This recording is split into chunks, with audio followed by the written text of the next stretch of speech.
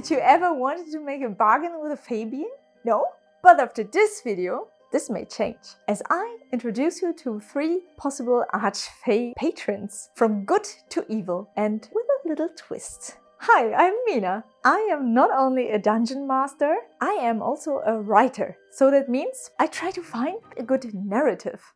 This is a video for this year's Monsterweek, an annual event created by Ginny D and Pointy Head to bring together all the Ttrpg creators on YouTube so that you can find your favorite creator.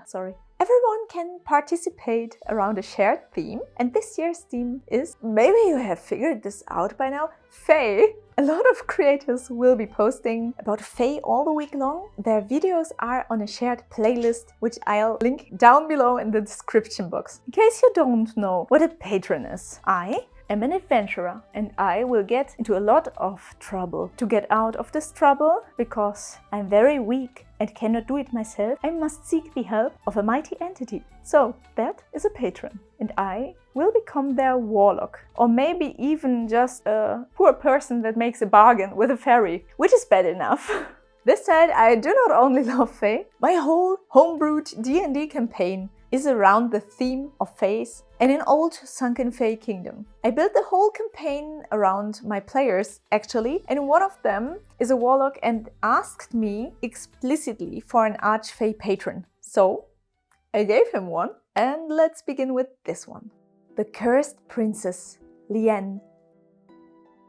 Imagine you are searching for a cure or treasure, maybe even run away from something bad, fell through a hole in the forest floor, or you desperately wanted to hide from bandits. Eventually, you found yourself in a cave. Your injuries are bad, and a rising tide makes escaping impossible.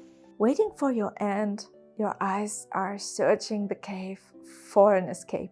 But all you can see is the wet stone, the tide, and a statue. It is an incredible, beautiful Fey woman, and even in stone, her eyes have something mesmerizing. Could this possibly be true? Aren't there legends around here of her, the Lady of Dawn? Could this be a forgotten shrine? You slowly move closer towards her, and this is when you feel that your wounds are closing. Suddenly, fear not, you hear her voice in your head. This must not be the end. That is a possible way your player could meet Lien, or at first more mysteriously, the Lady of Dawn. At first it could look like you found an old forgotten shrine of a forgotten entity. But later there could be a plot twist, because the statue is none. Instead, it is a cursed Archfey. In my story, Lien is not only a Fey princess, she also is on the tricky and mischievous side. She wasn't so much respected in her old kingdom, in the Fey realms, and wanted to make something bigger. So she stole something from an ancient being, and she get cursed. Lien stranded in the mortal world, and after she tried to flee again, she turned into stone. Someone could have hid her in the cave. This somebody could already be past, never able to lift her curse in their lifetime. So that's when the warlock comes in.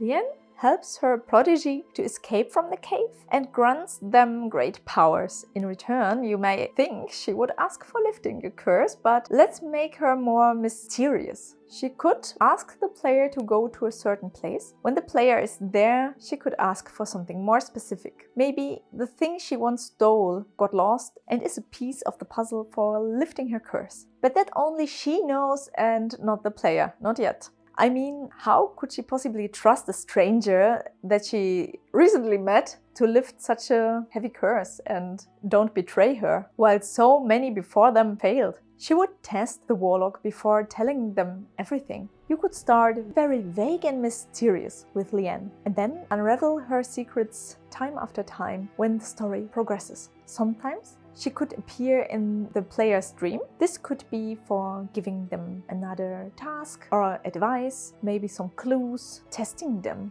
In my campaign, actually, Lien stole the great all-seeing god, his 7 eyes. He was also a god that travels through planes. He cursed her so that she never could travel again through worlds and was now stuck in the mortal world. And when she tried to flee from something, she turned into stone. The lost eyes are spread all over the continent and my players have to find them, which is always a good opportunity to let them travel through the lands. Feel free to get inspired by her, but also alter whatever suits your campaign. What did she steal? From whom? And how could the curse be lifted? I personally think that Liane is more on the good side. What I cannot say about our next creature.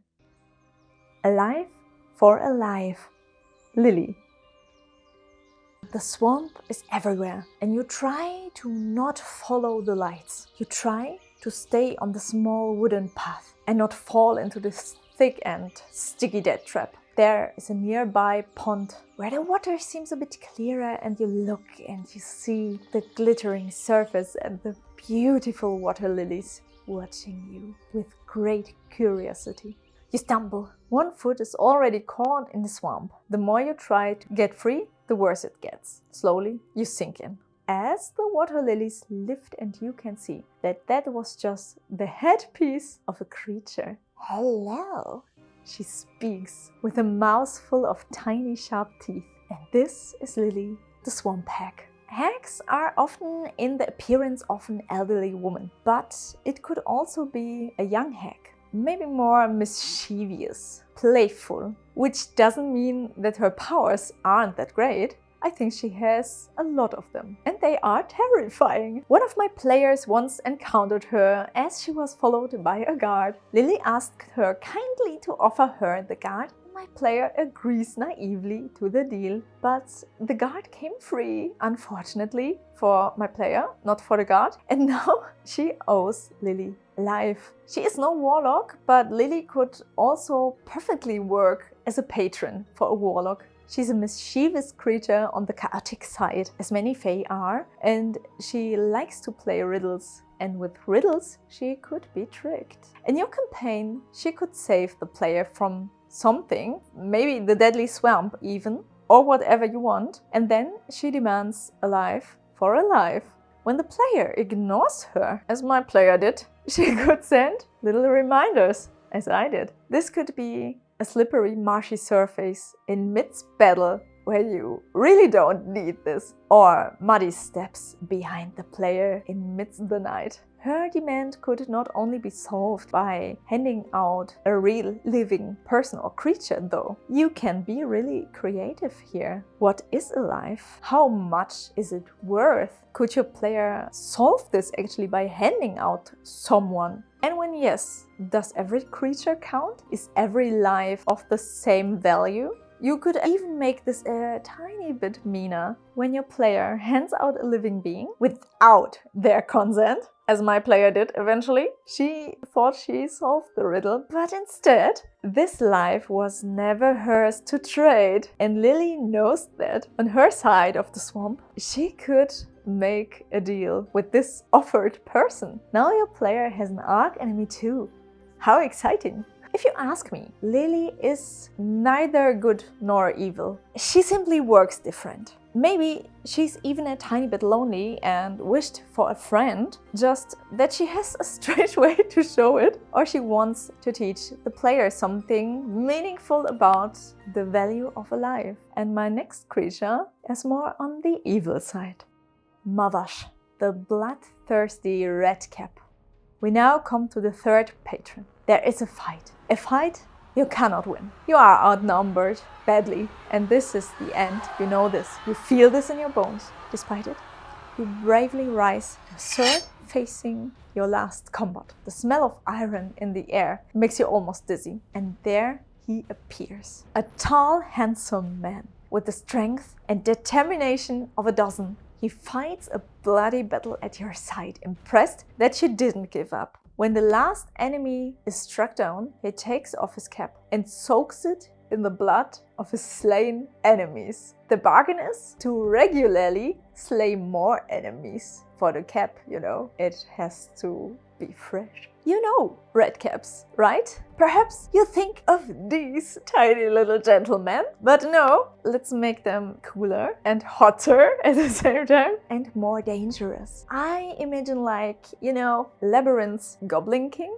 but more combative. don't let yourself get fooled by their charming face, as redcaps are brutal and murderous little fey creatures. They have a red cap, as the name says, which is their most valuable possession. An urge to kill lays in their nature, so that they can soak their cap in the fresh blood of a fallen enemy. It could be interesting for you if you want to give the Archfey Patron a combative twist. This patron is a mighty ally, but an even mightier foe when you break the bargain. When the prodigy is tired to slay foes or does want to cancel this bargain, the redcap could challenge them to a duel to the death. Maybe the player could steal the cap to have a leverage for another bargain and to not make this duel.